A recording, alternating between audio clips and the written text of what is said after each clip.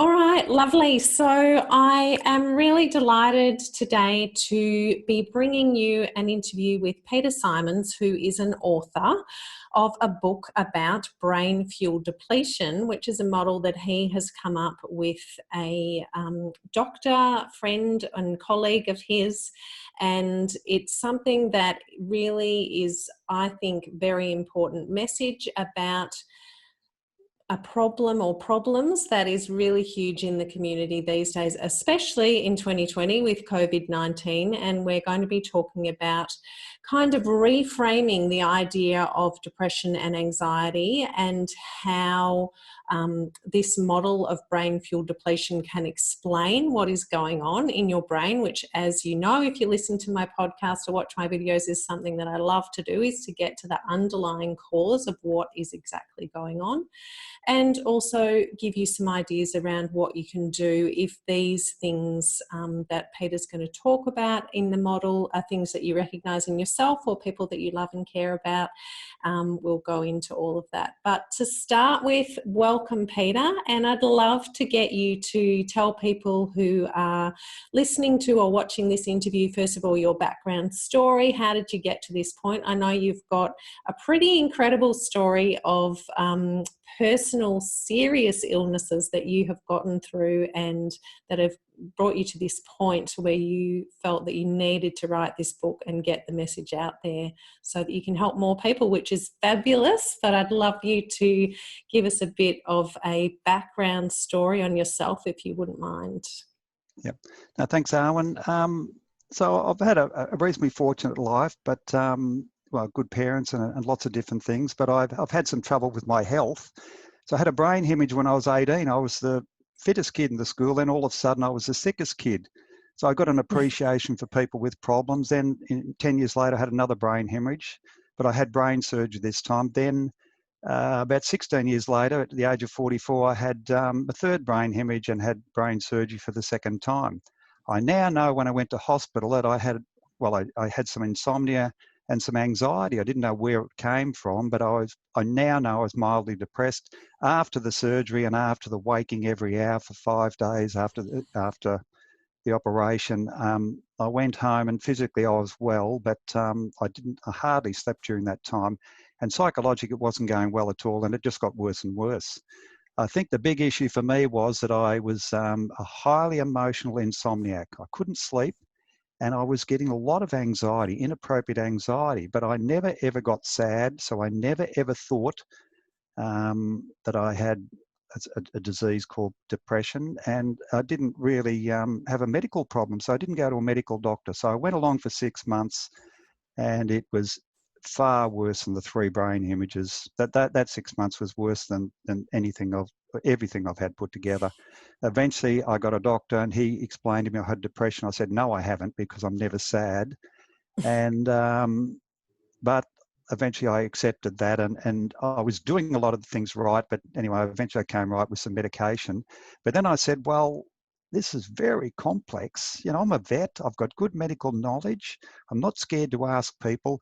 But I said it's named after a symptom, depression, that I didn't have. So how was I supposed to work it out?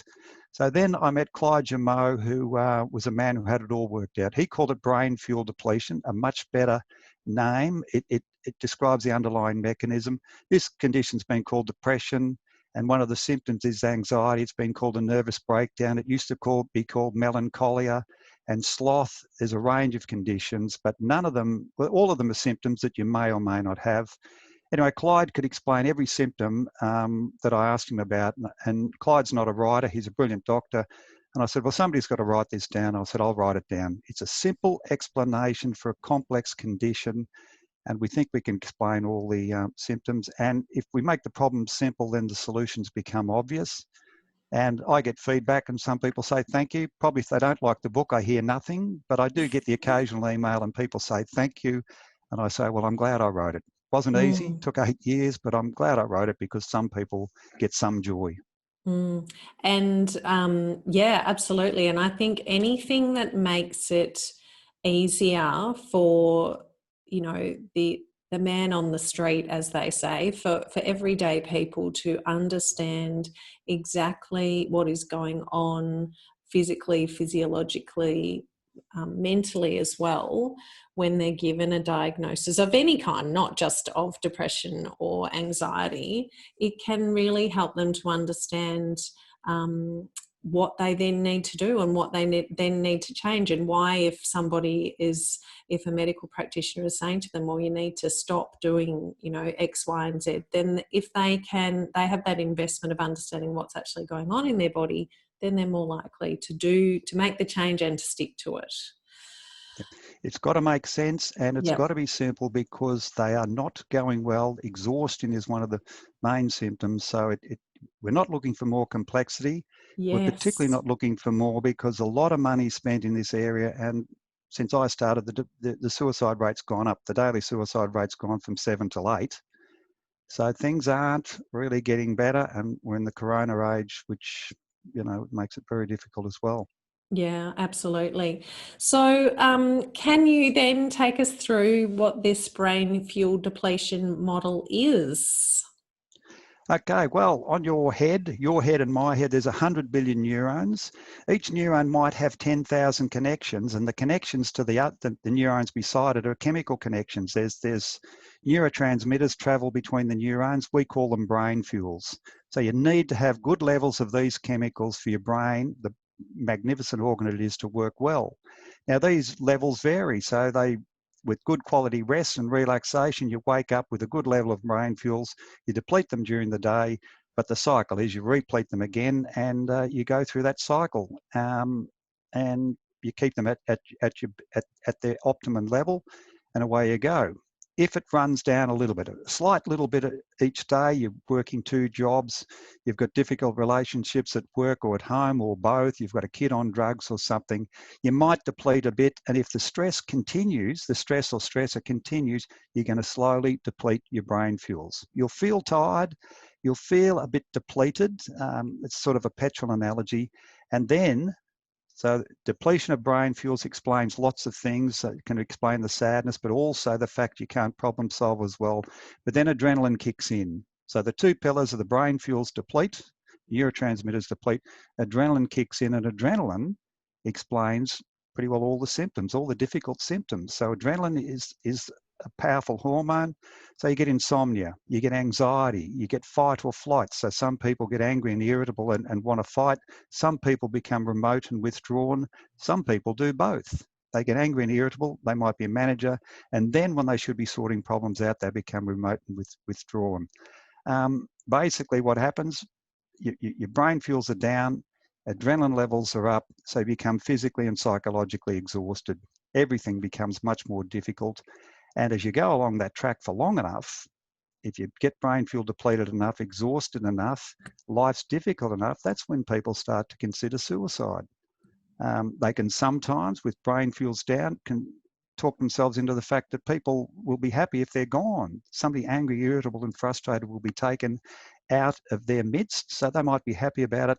For me, because I said, I'm just exhausted. I said, I don't think I can live like this, because I'm so run down I'll get sick, and also I don't think I want to live like this. If I'd convinced myself that my psychological problems after being in hospital were due to surgery and they were permanent, I think I would have done something about it very quickly. But I didn't know, and I got help before I did anything silly. But I was getting to that stage, and it's a common symptom of this particular condition that people attempt suicide, and the guys are pretty good at doing it. So they attempt less than women, but they're more successful. And as I say, the suicide rate, daily suicide rate in Australia has gone from 7 to 8 in the time I've been doing this. So things aren't getting better. So perhaps we do need a new approach.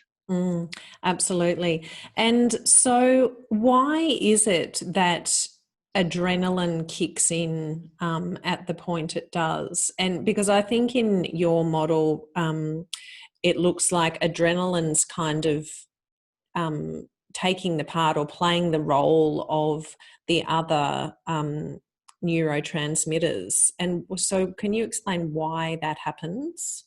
Yeah, well, the way we put it, and Clyde puts it, is that if you haven't got the neurotransmitter, you haven't got the brain fuels running the body, something's got to keep you going.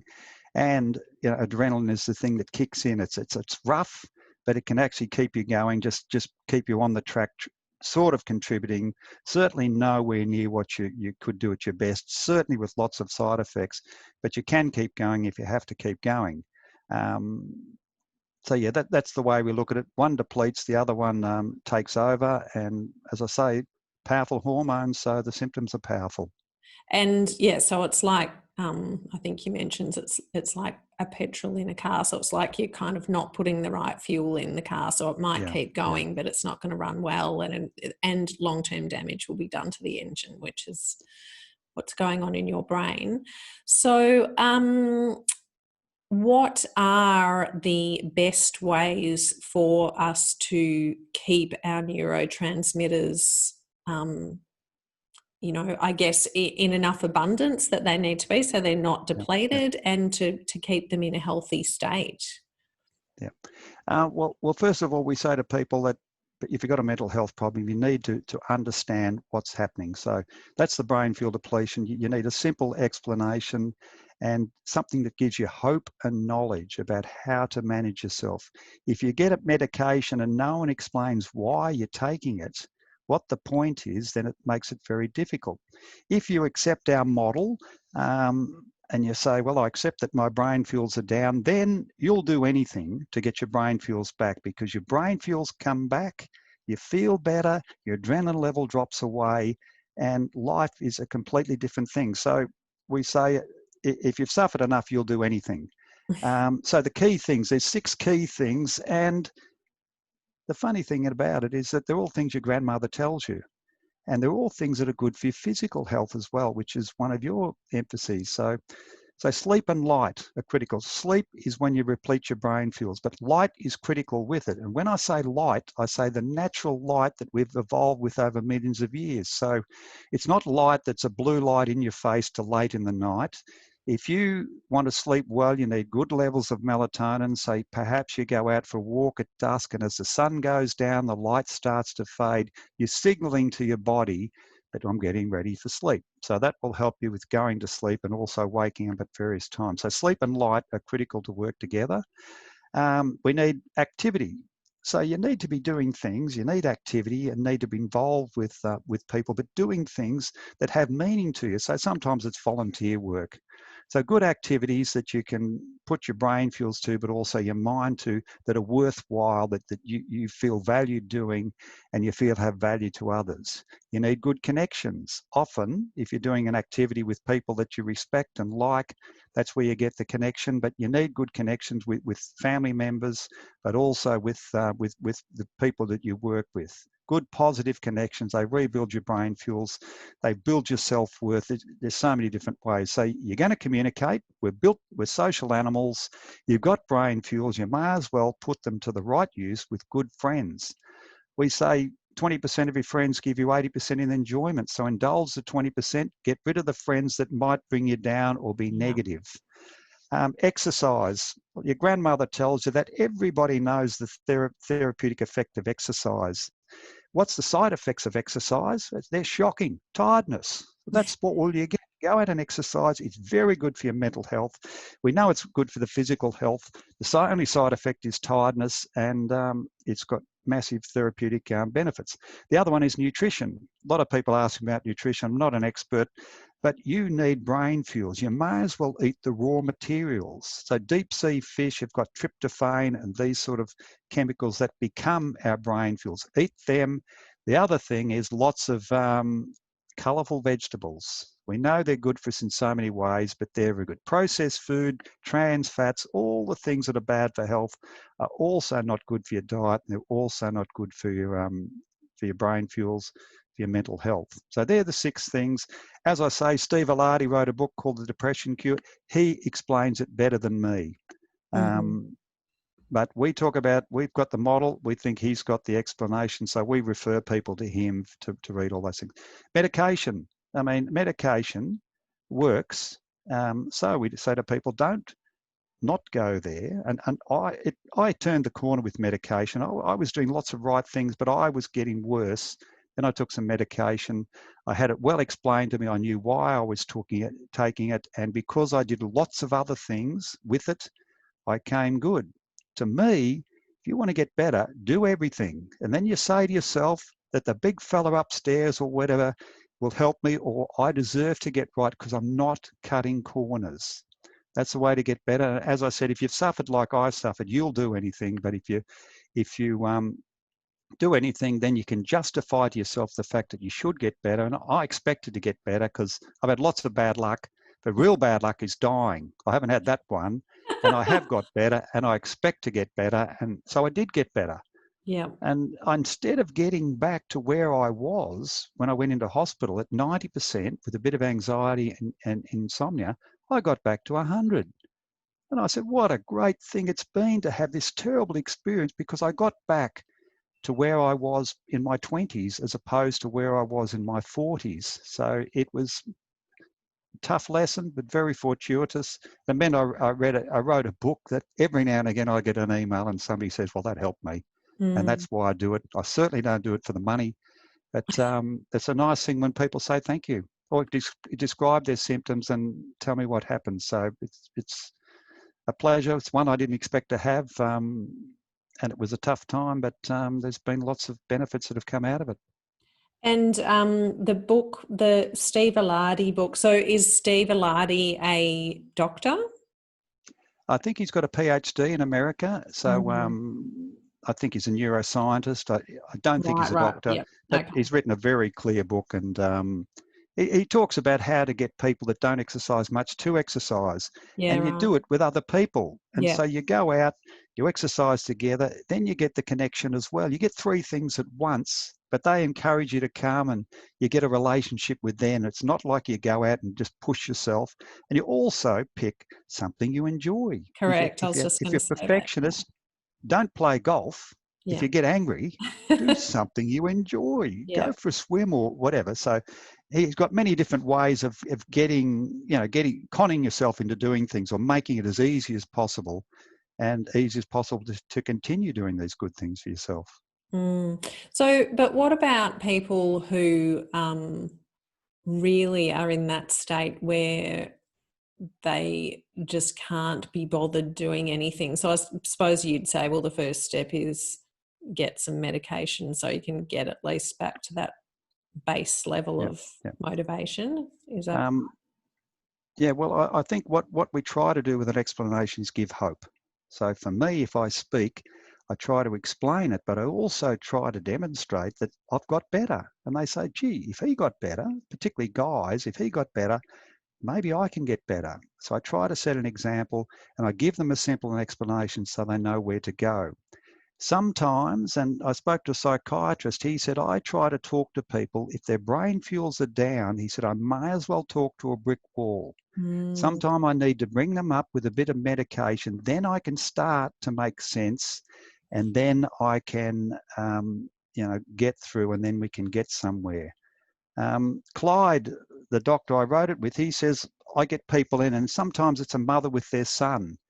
And he says, and sometimes they're quite resistant. He said, I explain the model and I say, at the end, I think I can help you feel better.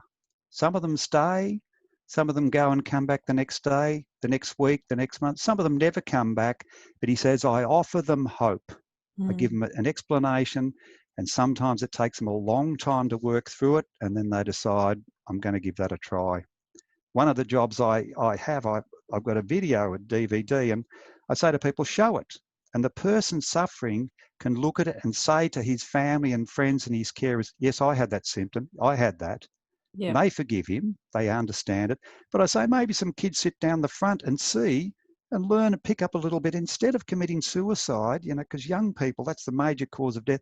They think back and say, oh, I heard something about that. Maybe I'll just hesitate and maybe ask a few questions before I get lost like a number do and do something. So I say at every level, we want people just to gradually pick up a bit of a hint about this stuff, a simple concept, a little bit of hope, and maybe we can make a little dent in a massive problem.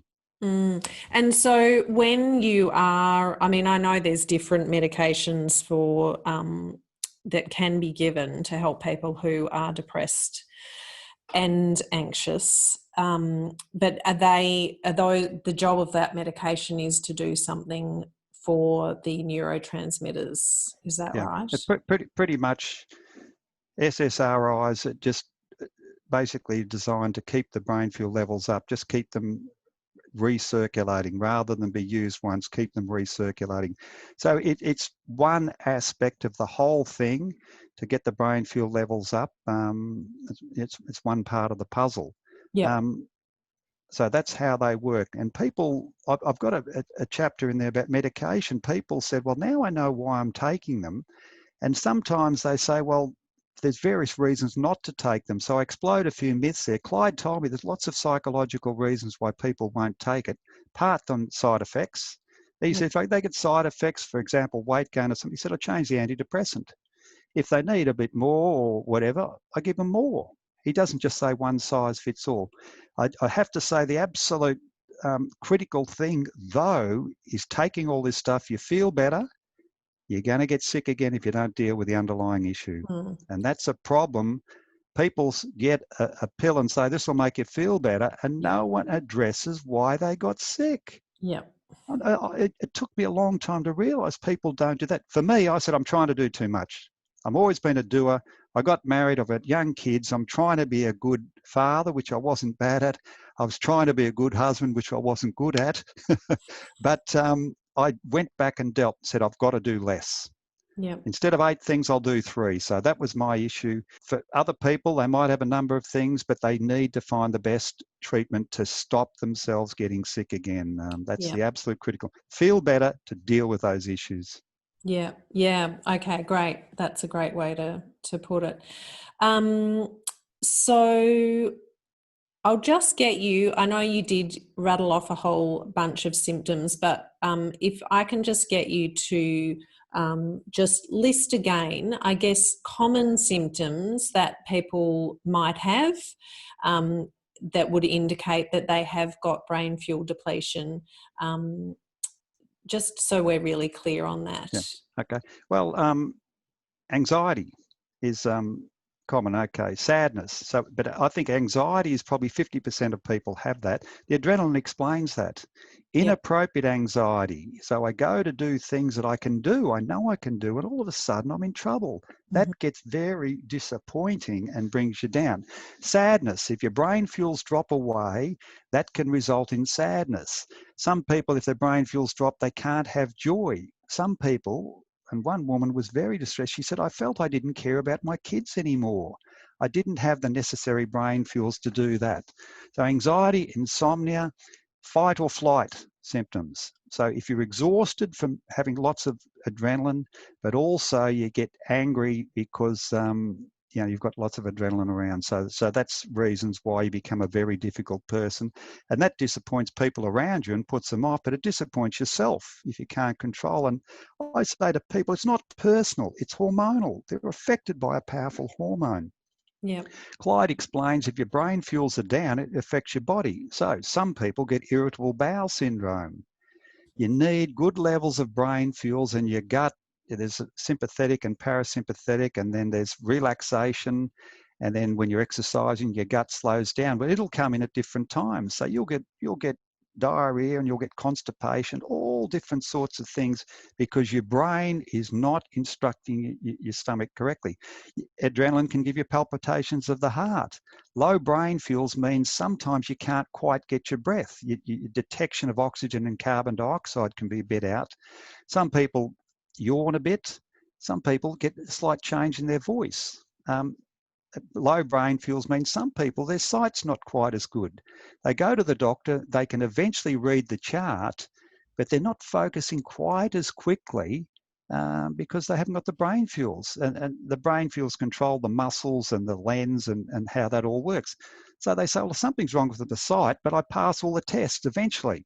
So there's quite confusing symptoms with this, but it could work at the brain fuel level, which is a lot of the involuntary functions that we have, but it could also work at the adrenaline level as well, or both. So the other thing is fibromyalgia. If you've got adrenaline and tension in the muscles, you can get tightness in the joints.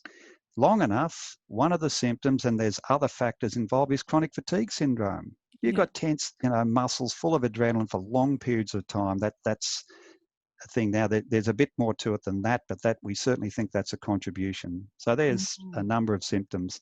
There's all sorts. Clyde describes a complex mechanism. It's a choke mechanism.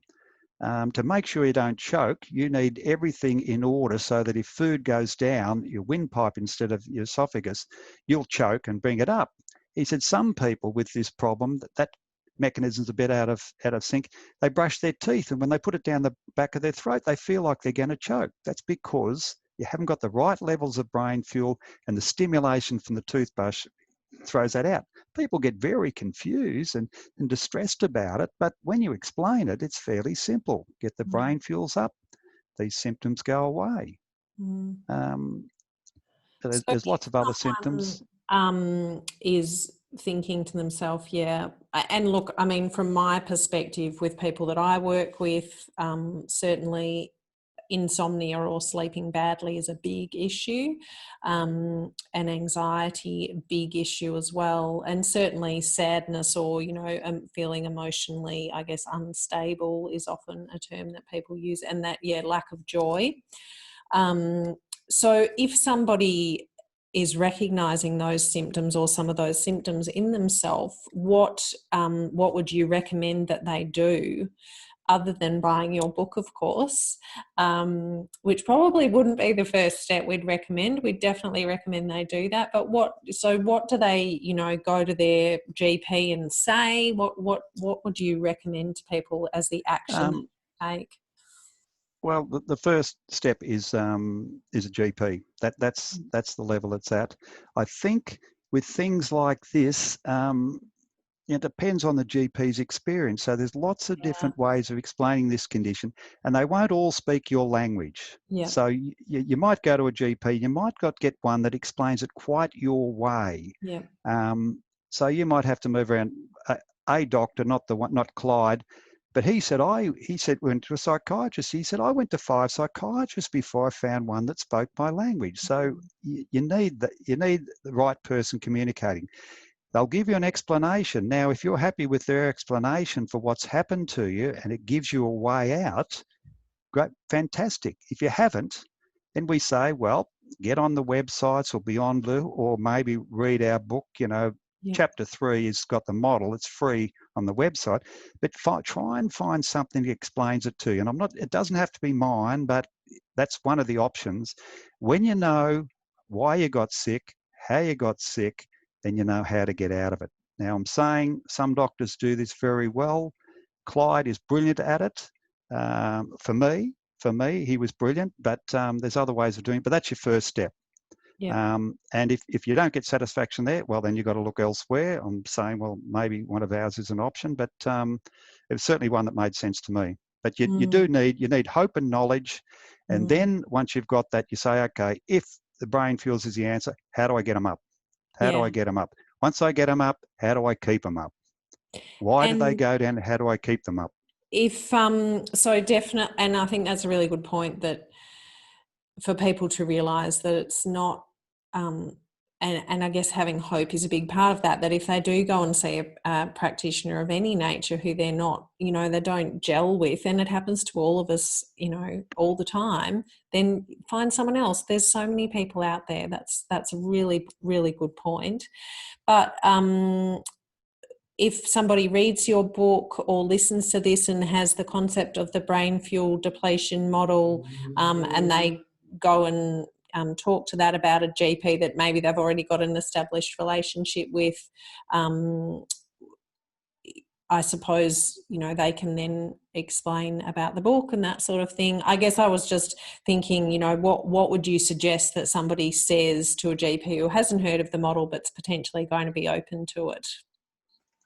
I'd say maybe take the book. I said we could sell these books to doctors, but you know, doctors are, you know, not always the most receptive. But I say if this explains it to you, take it to the doctor and say, could you explain in terms of this? Yeah, right. The other thing I've done, I said we're in the corona age, so I put a 3-minute video up and I talk about the virus as well. So there's 3 minutes that for anybody, and I say if that makes sense, here's 30 minutes. If that makes sense, all free. Get the model in the 3rd chapter. That's free. I just want people to have access if they want it. And then you might show the 3-minute video to the doctor. If you're not getting anywhere, they're the sort of options you've got. Say, Find a could you different explain doctor. it in terms of this? Yeah. Okay. Yeah. I'm not saying it's easy. And as I say, I went to my doctor first and he said, well, I told him I was never depressed. He said, it doesn't work like that. He gave me a fair explanation. Clyde gave me the one, he just had an answer for everything. He'd thought it through. And so I was very lucky that way. I'm in WA, good state, in Australia, well, we're lucky here for a start, but I could have been a miner up on a mine site with no knowledge, and there's a place that they go on suicide up there. I could have been one of them, but I had hope, and I had people I could ask. So I was lucky, but I was confused. But as I say, I didn't say it's the brain hemorrhage or it's a surgery or something. I didn't come to any conclusion. I could have. That could have been fatal. So I was fortunate. And I have watched your 3-minute and your 30-minute video, and yes, they're both really good and really informative. So I highly recommend them to people as well. And I was doing a bit of research for the interview. You saying the secret to a good night's sleep is a tired body and a quiet mind. It's very true. So tiring your body out is not that difficult as long as you do a decent amount of exercise. You're going to achieve that. But what are your top tips on how to help people quiet their minds? Well, again, deal with the issues. I mean, there's ways of relaxing, but if something is unresolved in your life and it's quite serious, maybe you need professional help, but you need to deal. Maybe it's a job. It could be a relationship, could be a job. You say, well, I've got to sit down, clear my mind or get my brain fuels up and say, that is eating into my mental health. I can no longer ignore it. So I can't tell a person what is the problem, but I can say, if it's making you sick, it's got to be dealt with, or you're just going to get sick. So that's the thing. Get your brain fuels up at a level and say, I have to deal with this because it's just too difficult. It's costing me. Yeah. Then we say, okay, if you sleep is important, get rid of those issues, but go and do some yoga or relax the mind or go and do things, and then take those skills home and practice them. Relax the mind and body. Remember what you did at yoga or meditation, wherever, and take them to bed. You have to work to get better at a sport or to get better at chess or something else. You have to work to get better at sleeping. The bedroom's a sanctuary. You have all the light, you have everything else. You go to bed, you say, well, I read or whatever I do, I have the right temperature and everything else, but I work at it. And I say, okay, I'm lying here. Will I do some exercise? Will I do some deep relaxation? Plenty of people will teach you that because I want to get better at it. Because you want to get better at something that's absolutely fundamental to life. You say, oh, I couldn't sleep. Well, how hard did you try? It's not easy. And if you haven't slept for 10 years, you're not going to you don't master any skill a bad skill you practice for 10 years. You don't get better overnight. You might have to do some work. Read the right people, read people that make sense to you, practice it, work at it, and you'll get better at it. I love that. That's such a good point that you've got to, practice getting better at sleep. And yoga, absolutely agree, really great because it does train our body and our mind at the same time. So highly recommend that. And there's so much of this stuff available to people freely online through YouTube. There's so many meditation apps that will have specific meditations to help you to sleep. So it's all there. Once people have decided that this is something they want to change, then it is highly available for them. So that's great. We just say in the whole kaleidoscope of things available, all the online stuff and Beyond Blue, we're one little pocket. We're a model. Good one or a bad one, that's the tiny bit. And then there's so much support out there, but I think you've got to know what's going on.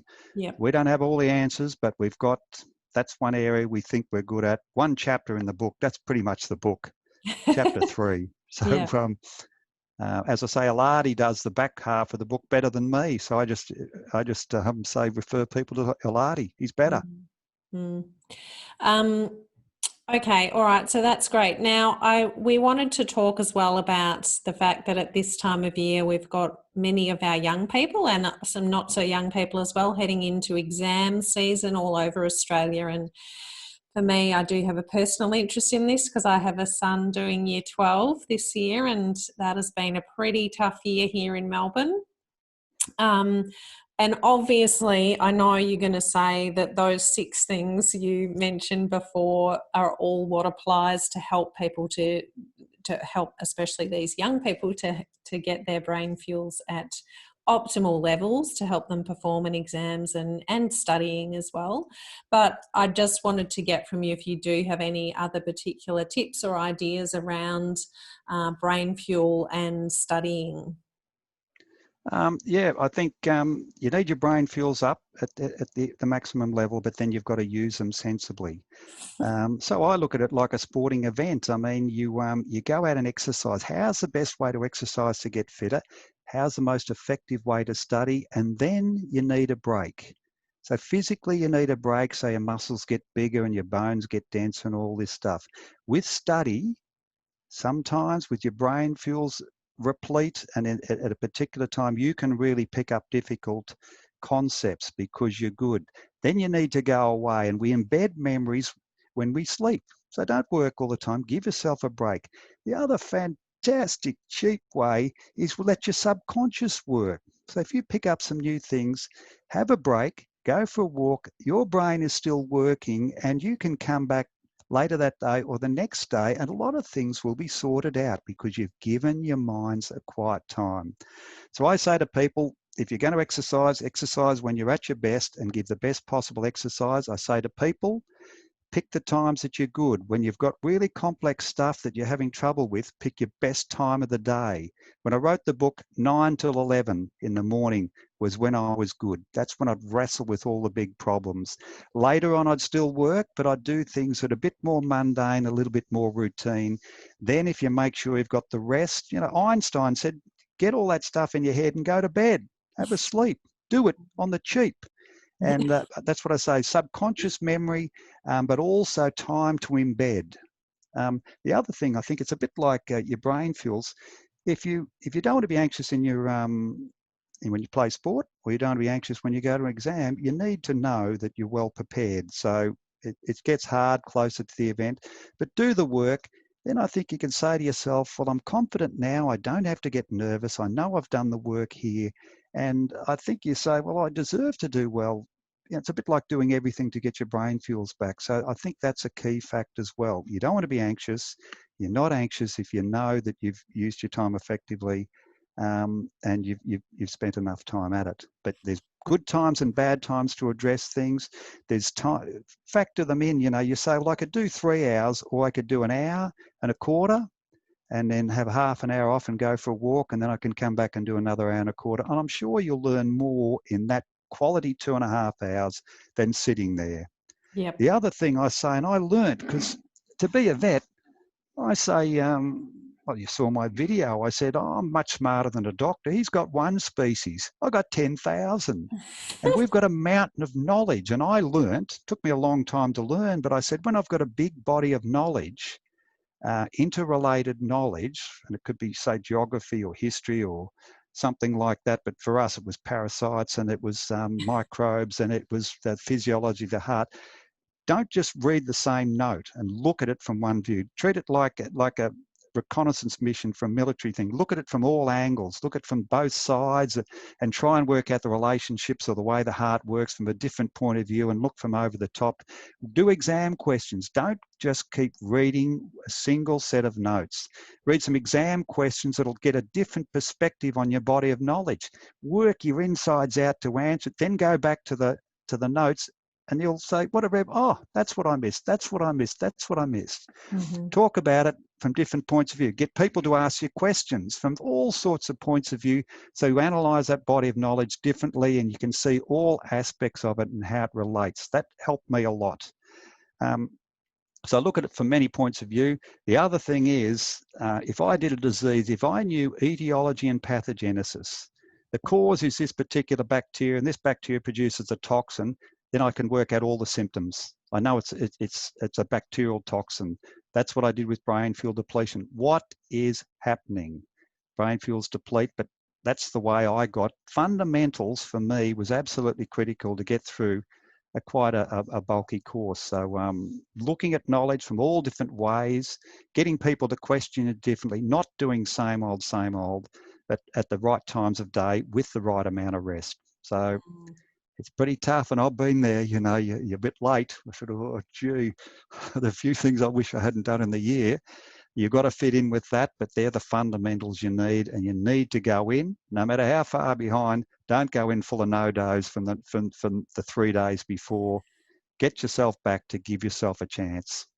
Yeah, that's great. There's some really great hints. And yes, you got through some really difficult study, very difficult course. So it's good to hear from somebody who has done that. And with I did it. I did it sorry. because people helped me. I needed help, and so I asked people. Had good people around me that helped me. But yeah, I you know, it wasn't easy, Yeah. and I'm not.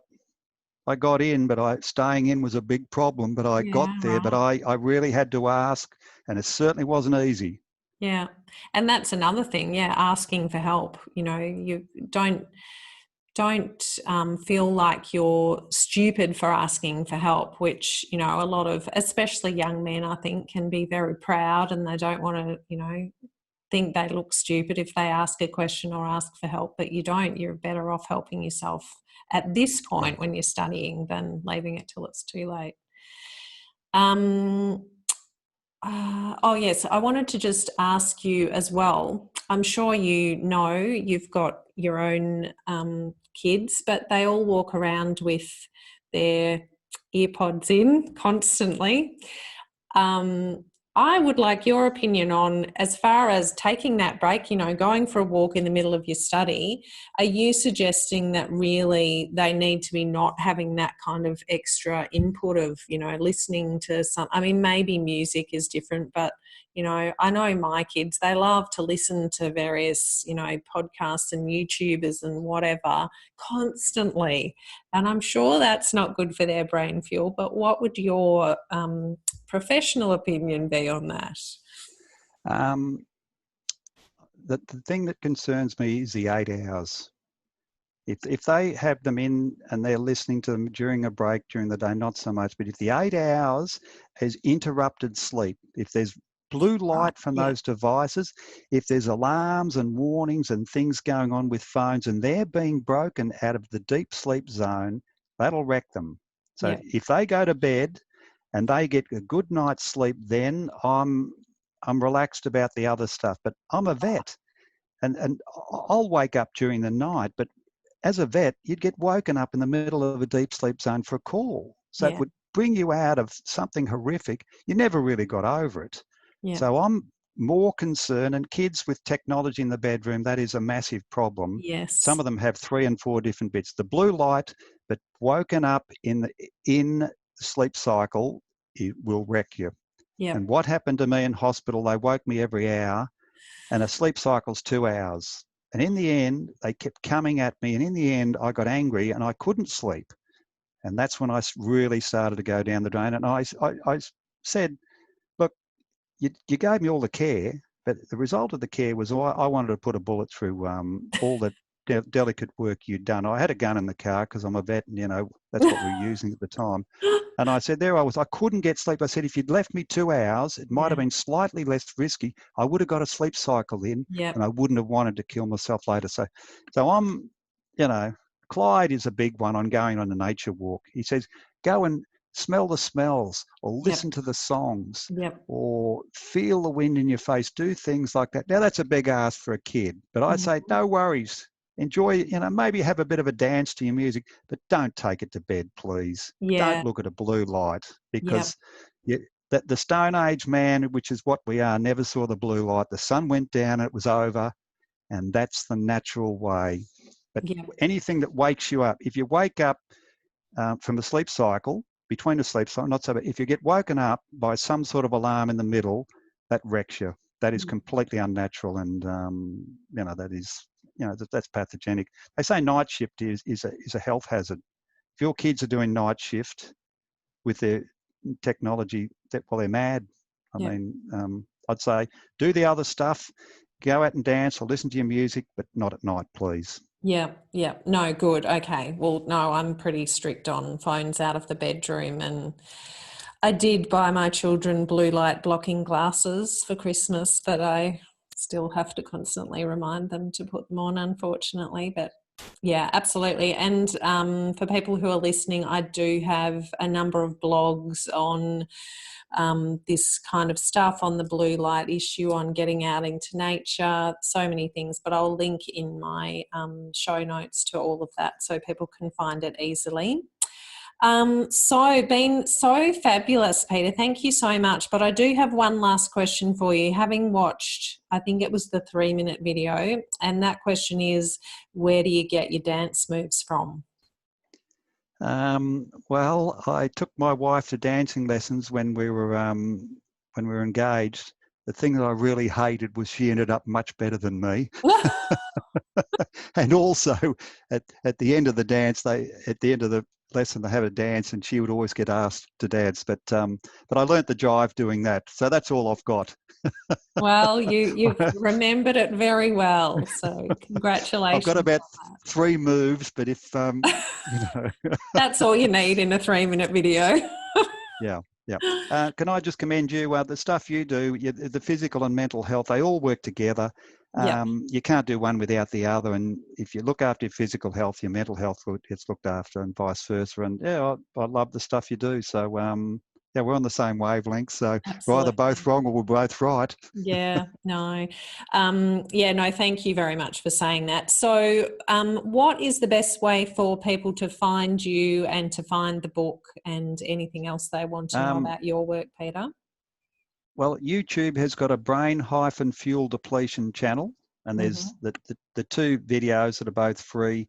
And brainfueldepletion.org has got the 3 chapters that you can download for free, and it's got the model, and it's on Amazon if you want to read the book. If you want a copy of the book costs me $11 to print, so it's going to cost you. But if you want to read the lot, it's there. So so they can get it electronic version through Amazon, but if they want a hard copy, you do those individually, do you? Yeah, through the website, yep. Oh, okay. And the first 3 chapters you can download, and you can read probably 60 pages, but see if you like it. I did do that today, and absolutely, it's a really good chunk of information that you're giving away for free. So thank you so much for doing that for everybody. It's an amazing gift. Well, I don't want anybody to spend 5 minutes like I spent 6 months, because it was terrible. But it's not my gift; it's Clyde's gift, because Clyde's got the knowledge. I'm just glad I met him. Yeah. Well, it was obviously meant to happen. So I want to thank you so much for giving me your time today. It's been great to chat with you, and certainly I'm sure that message is going to reach a number of other people as a result of you coming on the podcast. And really thank you for your work, and thanks to Clyde as well, because obviously you wouldn't have been in this position. You might not even be here if it wasn't for him. So thank goodness for Clyde. Yeah. No, I've been lucky. So, yep, terrific guy, a saint. All right. Well, thanks so much for your time, Peter. Yep. Thank you.